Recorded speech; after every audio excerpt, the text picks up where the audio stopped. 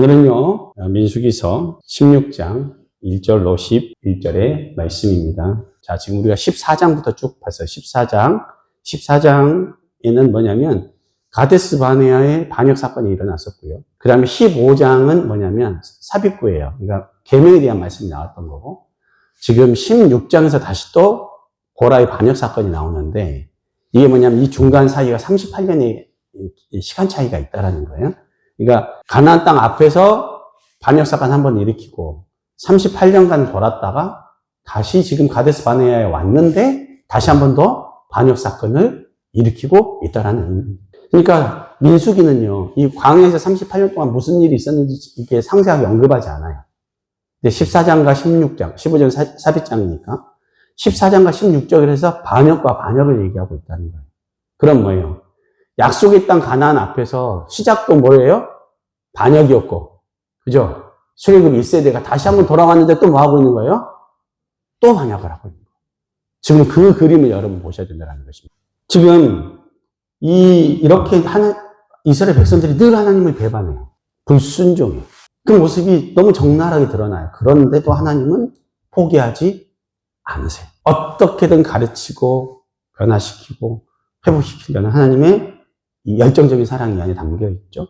도대체 오늘 어떤 사건이 있었었는지 다시 한번 말씀을 통해서 한번 보도록 하겠습니다. 우리 오늘 본문이 민수기서 16장 1절과 2절을 다시 한번 합독하도록 하겠습니다.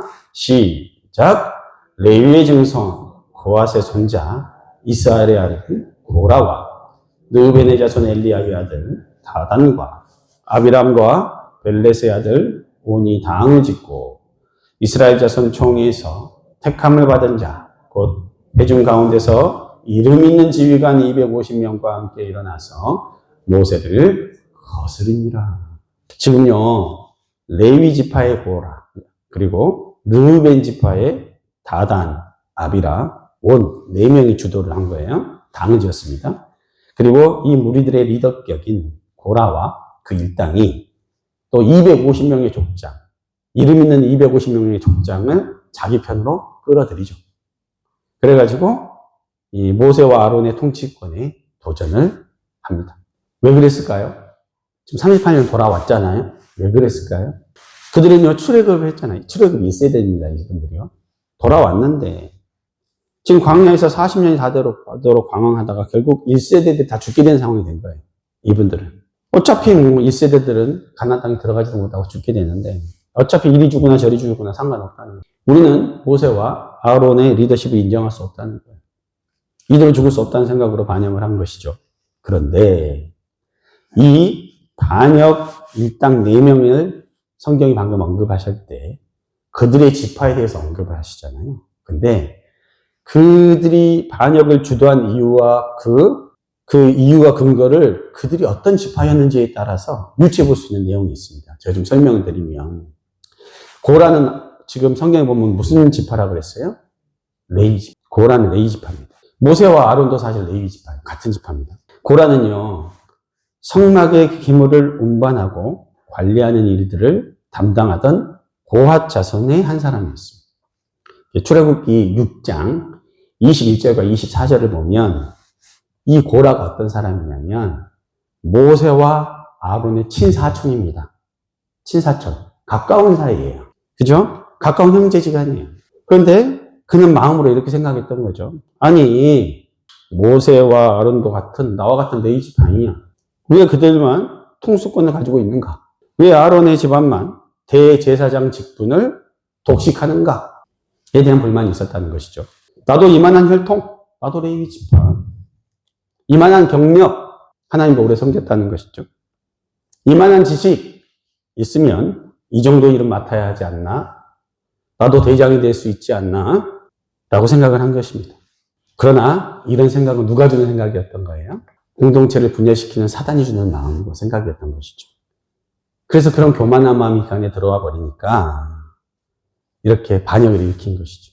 그런데 여러분, 우리가 잘 알아야 될 건 뭐냐면 하나님의 나라는요, 실력을 하는 것이 아닙니다. 내가 경험이 많이 있다고 하는 것이 아니에요. 학벌로 쓰임받는 거 아닙니다. 하나님이 세우셔야 쓰임을 받는 것입니다. 하나님이 기름 부어 주셔야 하는 것이에요. 세상이 이하고 달라요, 교회는. 또한 나머지 세 사람은 어떤 사람들이냐면 르우벤 지파입니다. 르우벤 지파. 자, 르우벤이 누굽니까? 야곱의 12아들 중에 장자죠. 장자 집안이에요. 그 집안이. 그런데 그들 마음속에는 어떤 마음이 있냐면 왜 우리 르우벤 지파는 12아들들 중에 장자인데 장자로서 인정을 안 해주냐는 것이죠. 비록 자기 그 르우벤이 실수해가지고 축복을 못 누리긴 했지만 그 불만이 있을까요? 없을까요? 그 집안에서 장자인데 장자 인정 못 받고 있으면 그 장자는 마음이 어떨까요? 그잖아요. 첫째인데 그 마음이 늘 있었던 거예요. 그들 입장에서 보니까 하나님은 자기들 가까이 두고 사용하지 않아. 가까이 두고 사용한 지파는 레위 지파인 거예요. 그리고 영적 장자권 누구한테 주었냐면 유다 지파한테 줘버린 거예요. 그러니까 가장 강력한 지파는 유다 지파였어요. 르우벤 지파는요, 장자 집안인데 힘이 없어. 찬밥 취급이야. 그의 불만이 있었을까요? 없을까요?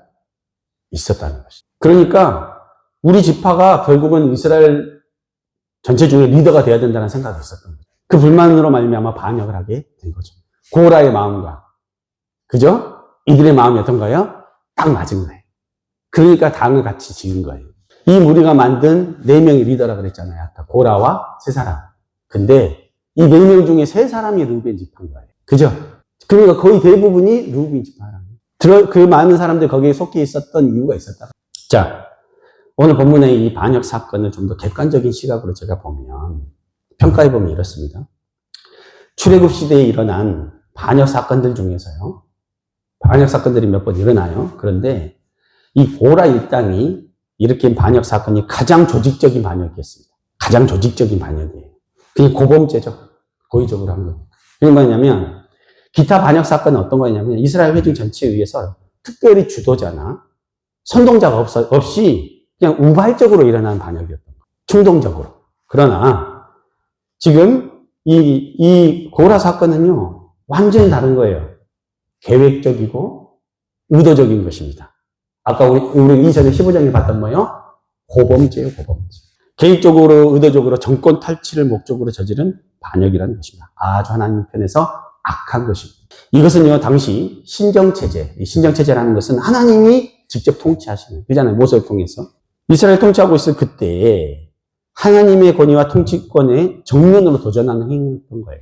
그들은요, 하나님이 지도자로 세우신, 또 통치자로 세우신 모세와 대제사장직의 아론의 명도자적인 지위를 인정하지 않은 거예요. 너희는 우리들의 리더가 됐어. 이와 같은 공동체의 분열, 자중질환이 일어나면요, 힘이 분산이 되어버립니다. 목표를 이루지 못한 상황이 벌어져 버립니다. 편당이 생기는 순간, 교회는 분열이 되고요. 정말 교회를 통해서 하나님이 세우신 공동체에서 통해서 이루실 일들을 하지 못하게 만들어버려요. 저는요, 6년 동안 당을 지어서 싸운 교회에서 저는 부교육자를 해봤다니까요. 교회가 다 무너지고 다 떠나요. 정말로 대한민국에서 정말로 어떤 지표를 이루는 교회였는데 수많은 사람들이 거기 와서 막 감동받고 은혜를 받는 교회인데 분열이 돼버리니까 다 찢어져 버려요. 하나님 뜻을 이루지 못하게 만들어요. 누가 좋아하는 거예요? 사탄이 좋아하는 거예요. 오늘 본문을 통해서 우리가 생각해 볼 메시지는 3가지입니다. 짧게 제가 정리해서 드리도록 하겠습니다. 첫 번째는 뭐냐면 이스라엘 공동체, 즉 오늘날의 교회 공동체는요. 다수의 뜻이 아닌 하나님의 뜻에 우선하려고 하는 자세를 가져야 한다는 거예요.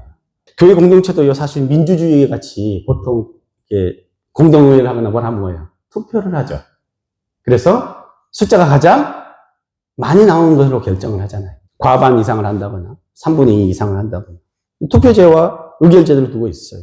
그런데 우리가 늘 기억해야 될 것은 그걸 부정하는 것이 아니라 하나님을 신앙하는 신앙 공동체에서는요. 회중 전체의 의사보다 주의 뜻, 하나님의 뜻이 어디 있는지를 정말 잘 살펴봐야 된다는 거예요. 이 말은 뭐냐면 우리가 그 뜻을 잘 살피지 못할 때 하나님을 제대로 신앙하지 않는 다수에 의해서 교회 공동체가 하나님의 뜻과 어긋난 방향으로 갈 수 있다는 거예요. 그래서요, 교회 공동체 안에서 벌어지는 사업, 어떤 사업을 벌리든지 어떤 계획을 추진하든지 어떤 비전을 세우는 일을 한다고. 그 모든 일에요.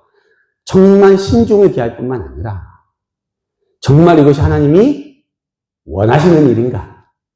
하나님이 기뻐하시는 일인가를 물어야 된다는 거예요. 그래서 기도로 묻고 말씀으로 검증을 하고 또 그 리더십과 그 마음이 합한 것인가를 점검을 해야 된다는 거예요. 그렇게 주의 뜻을 구하면서 나아가지 않으면 안 된다는 거예요. 그게 안 될 때 어떤 일이 벌어지냐면 하나님의 교회가 이득을 생각하는 거예요. 이득을 생각해요. 이거 하면 남을까 안 남을까. 근데 교회는 그런 곳이 아니에요. 이득이 남을까 안 남을까 어디서 생각하는 거예요? 사업하는 사람들이 생각하는 거죠. 거룩한 교회는 쏟아붓는 일이에요. 그럼 누가 갚아주는 거세요? 하나님이 갚아주는 거예요. 그러니까 생각이 달라야 돼요. 그리고 교회 일을 통해서 누가 자기의 어떤 권력을 유지하거나 어떤 세력을 이용하려는 악의적인 목적이 그 안에 들어가 버리면요. 사실 하나님 편에서 그것은 불법을 행하는 자가 되고 마는 것입니다. 그래서 마태복음 7장에서 이렇게 예수님이 말씀하세요. 주의 이름으로 예언도 하고 주의 이름으로 귀신도 쫓아내고 여러 가지 권능을 행하는 자들에 대해서 이렇게 말을 하죠. 그들은 불법을 행하는 자들이다. 근데 그 사람들이 어떤 사람들이었냐면 능력 있는 사람들이었어요. 그들이 인도하는 집회에는 수많은 사람들이 모여들었을 거예요.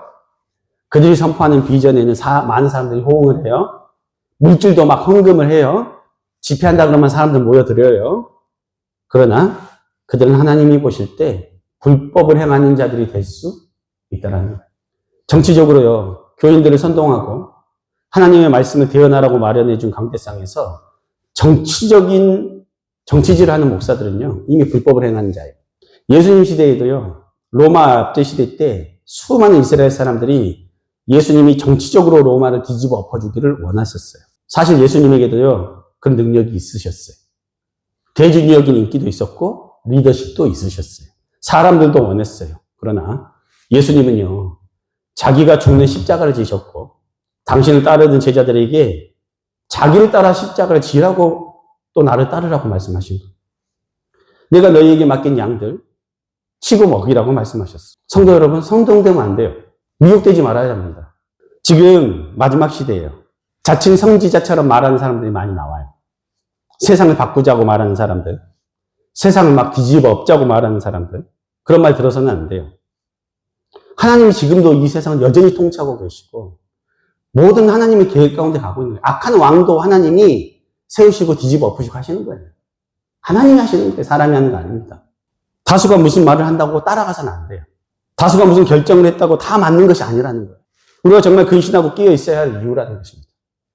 하나님 앞에서 정말 끼어 있는 믿음의 성도들, 주의 뜻을 잘 분별할 줄 아는 지혜로운 성도님들이 되시기를 주의 이름으로 권면드립니다. 두 번째는요, 영적 지도자, 리더가 되기 원하는 사람들은요, 군림하는 사람이 아니라 섬기는 사람이라는 거예요. 오늘 4절에서, 우리 4절 한번 읽어볼까요? 4절. 시작. 모세가 듣고 엎드렸다. 자, 이 말을 듣고 모세가 어떻게 했대요? 엎드려버렸대요. 모세가 반역하는 자들 앞에서 취한 행동이 엎드린 거예요. 지금요, 그 고라 일당이 무슨 얘기를 했냐면, 여호와의 총회 위에 너희가 스스로 높이냐? 비방해요. 그 고라 일당의 말을 듣고 그냥 그는 어떻게 하는 거예요? 엎드려버려요. 전혀 권위 없는 모습이잖아요. 왜 그랬을까요? 여기에는 모세는요, 자기가 이스라엘 총회 위에 군림할 의사가 전혀 없다라는 걸 그냥 보여주는 거예요. 뺨을 맞아도 굉장히 모욕적인데 그냥 거기 엎드려버리죠.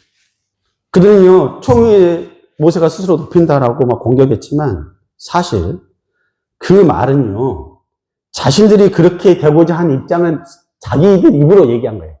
자기들이 높아지고 싶은 거예요. 그래서 사람들의 말을 표면적으로 들으면 안 돼요. 말 속에 담긴 숨은 뜻을 잘 살펴야 돼요. 누군가를 비방하는 사람 있잖아요. 상대를 막 무시하잖아요. 그것은요, 이면적인 건 뭐냐면 그 사람을 깔아뭉개고 누구를 높이고자 하는 거예요? 나를 높이고자 하는 거예요. 그 교만한 마음이 그 안에 숨어 있는 거예요. 오직 영적인 리더는요, 세상의 리더와 달라요. 언제든지 맡겨온 사람들을 위해 봉사하고 섬기는 자세로 임해야 된다는 거예요. 너희 중에 으뜸이 되고자 하는 자는 섬기는 자가 되라고 하신 예수님의 말씀을 잘 기억하셔서 교회 공동체 내에서 직분이 중할수록 오래 교회를 섬겼을수록 더욱 주장하는 자세가 아니라 섬기는 자세로 주의 뜻을 따르시는 성도님 되시기를 축원합니다. 마지막 세 번째, 사람은요, 자기 분수를 잘 알아야 합니다. 자기 분수를 잘 알아야 돼요. 7절을 보면요, 모세는요, 자기의 권위에 도전하여 반역한 고라 일당을 향하여 이렇게 얘기하죠. 레위 자손들아 너희가 너무 분수에 지나치느니라 이렇게 얘기해요. 그렇게 책망을 해요. 그런데 이것은요 무슨 말을 다시 되돌려 준 거냐면 3절에 우리 3절 한번 읽어볼까요? 3절 시작. 그들이 모여서 모세와 아론을 거슬려 그들에게 이르되 너희가 분수에 지나도다. 회중이 다 각각 거룩하고 여호와께서도 그들 중에 계시거든. 너희가 어찌하여 여호와의 총회 위에 스스로 높이냐. 자, 제가 묻습니다. 누가 스스로 높인 겁니까? 고라 일당이 스스로 높인 거죠. 모세가 스스로 높인 게 아니에요. 모세는 하나님이 높여주시죠. 사실 고라가 속한 고라 가문은요 성소의 지성물을 관리하는 매우 영광스러운 직분을 맡고 있었어요 이미. 그들은 마땅히 그런 직분을 맡겨주신 하나님 앞에 감사하면서 그냥 그 직분에 충실돼야 돼요. 그냥 그 직분에 충성하면 돼요. 그런데 그거에 만족하지 못했다는 거죠. 사람마다 달란트가 있고 부르심이 달라요. 은사가 다른 것입니다. 각자에게 주신 달란트대로 하나님 앞에 쓰임을 받고 세움을 입는 것입니다. 하나님이 세우지 않으셨는데요. 자신의 분량을 넘어서 지나친 것은요. 공동체의 질서를 무너뜨리는 행위가 돼요. 그래서요. 성도님들은 교회 공동체 리더십에 순종하고 그 리더십에서 인정하는 사람이 세움을 입어야 되는 거예요. 결국. 그래야 문제가 없는 거예요. 실력만 있다고 내가 실력이 좋다고 세움 입는 것이 아니라는 거예요. 각자의 역할도 다른 거예요. 자신의 일을 비워 종이 형체를 가지신 그리스도의 겸손을 본받아 하나님이 세워주실 때 세움받고 하나님이 나를 사용하실 때 쓰임 받는 사람이 돼야지. 왜 나를 사용해 주지 않아?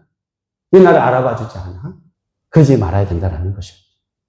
때가 되고 하나님이 자격이 됐고 조건이 되고 준비가 됐을 때 어떻게 해요? 우리를 세워주신다는 거예요. 언제? 하나님의 때에 하나님의 방법으로.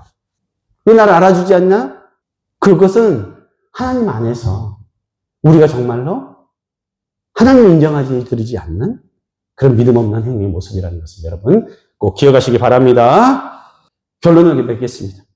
항상 다수가 옳은 것이 아닐 수가 있습니다. 그런 경각심을 가지고 영적으로 깨어있기를 권면드립니다. 하나님의 뜻이 세워지도록 돕는 자, 순종하는 자의 자리에 있어야 합니다. 하나님이 우리를 직분자로 세우신 것은 높임 받는 자가 아니라 섬기는 자의 자리에 있게 하기 위함임을 오늘도 다시금 상기하시기 바랍니다.